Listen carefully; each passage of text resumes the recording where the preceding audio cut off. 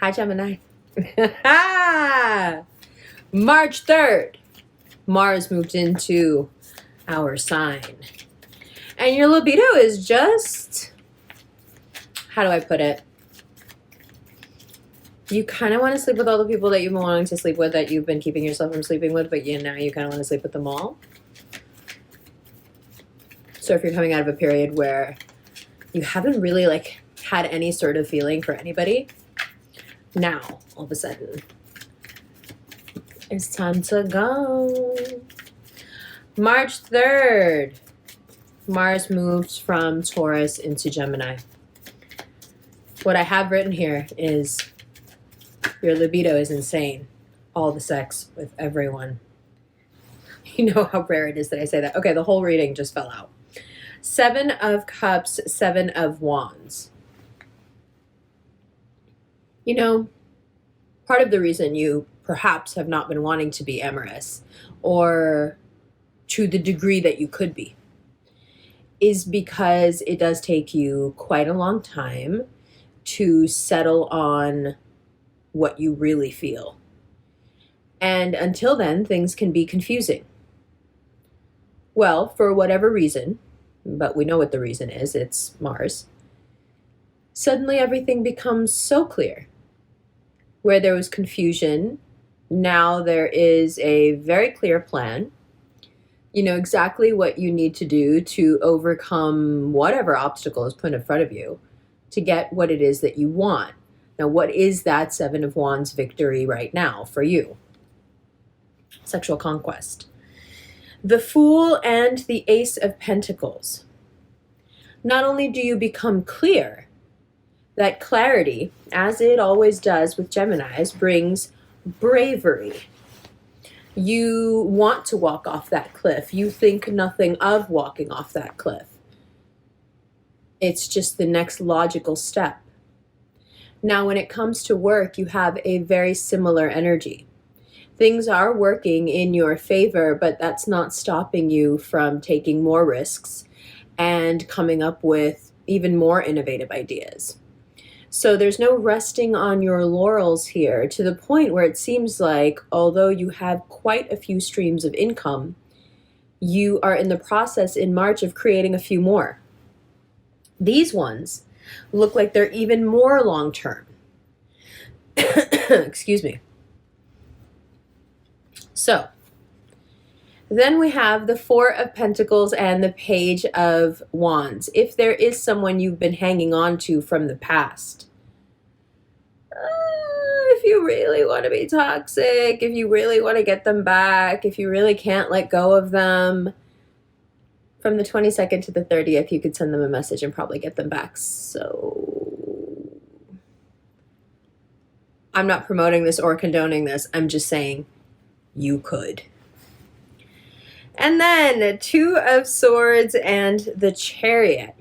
Now, some of you will find that getting involved in any sort of a dalliance romantically just isn't the way to go in March, because it takes your focus and your mind off of your career and off of this very clear trajectory that you're on. You really need this speed. You need to keep in control of this chariot. You need it going in the direction it's been going in. And you are notorious for losing direction and becoming scattered when there is something on your mind, when something is preying on you, when something is stressing you. So, in the spirit of keeping you at the level of success that you are now enjoying, mashallah, mashallah, it is important to understand the difference between what is you thriving and what you can become when you are in a entanglement. Because the 5 of Pentacles is not a relationship. It's not even a situationship. It's not a liking someone. That's an entanglement. So before you go rushing off to send that message to whoever it is that you can't let go of, because Pisces season is toxic, okay? Before you do that, Remember how incredibly well you are able to do when you put yourself first and don't make it about somebody else. And also remember where it goes when you take the focus off yourself. Here's another way to look at this. You're in a relationship right now, okay? That relationship works best if you put yourself first. If you take care of yourself enough to be a good caretaker for another person. If you love yourself enough to love someone else properly. When we replace our own direction and care for ourselves with the health and the joy of the couple, inevitably we end up at the Five of Pentacles. This is a lesson that Gemini learns over and over and over again, because it's our nature as the lovers to want to enmesh in that feeling and be that partnership and be those twins. And then, you know, anything outside of that kind of gets distorted. And is it that important anyway? Yes, it's very important. You have very, very important things going on. This is a very career heavy reading. It has to do with you needing mental clarity. You need to have the appropriate amount of energy. You need rest. And you certainly should not waste what you have right now with Mars in your sign by getting so tied up in something complicated, something that doesn't have anything to do with work, probably based on a sexual experience, that you become obsessive about it, and then the days are just gone and the energy is gone and you weren't able to do anything productive with it. In fact, you ended up using it as a weapon to hurt yourself because you got so attached to something that at first started off as like a libidinal experience. So you have to be really careful with that. Be realistic. If you're the type of person, as most Geminis are, that they can't casually just sleep around, don't do it. Okay. The other thing here, if you get too lost in figuring out how you're going to do this, you're going to miss the most important thing that March wants to teach you, which is, and this, you feel it as soon as we go into Aries season, but here is this Mars in your sign showing you how wrong it can go. What your March is about, what it's trying to teach you, what it's trying to hammer home to you is excessive amounts of planning, trying to think your way into the future really isn't necessary right now because you are a star. Anything you get involved with ends up doing well. Any idea that you add to ends up doing well. Any occasion or platform that you grace with your presence ends up being magnified because of your presence. That's what you're bringing to everyone in March. Now, the thing about that is you're going to attract a lot of moths.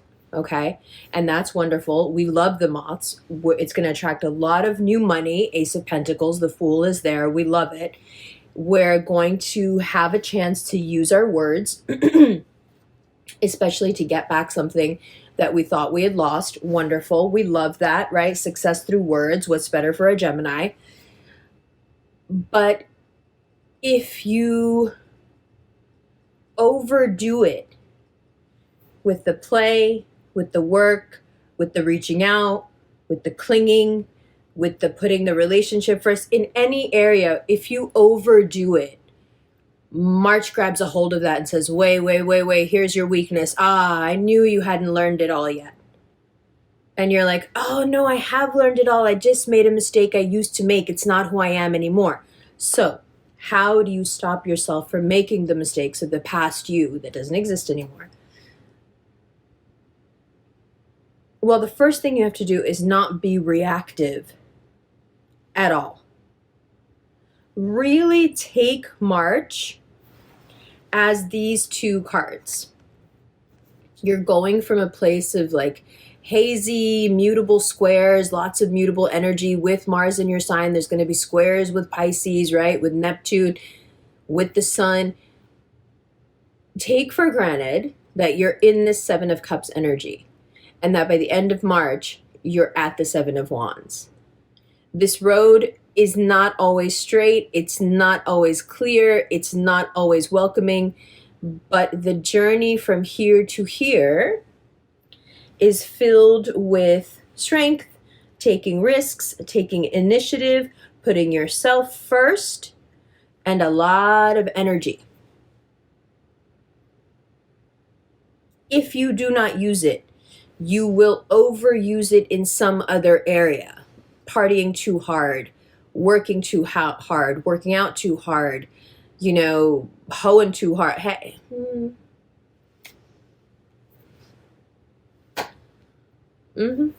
Let's look at these cards. I love you, love you, love you. Hi, Gemini. Welcome to the second part of your March 2021 reading. All right.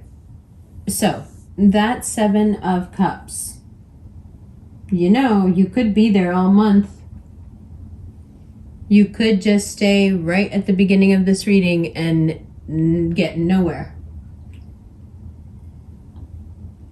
The temptation that is put before you is pretty extreme. People just coming at you from all sides. They really want you. They've really just woken up again to how attractive they find you, and it's all happening at once, and it's so difficult to tell the good from the bad because your libido gets in the way. And then it's really hard to discern. And if you allow it to, it can ruin your month. You could make no progress at all.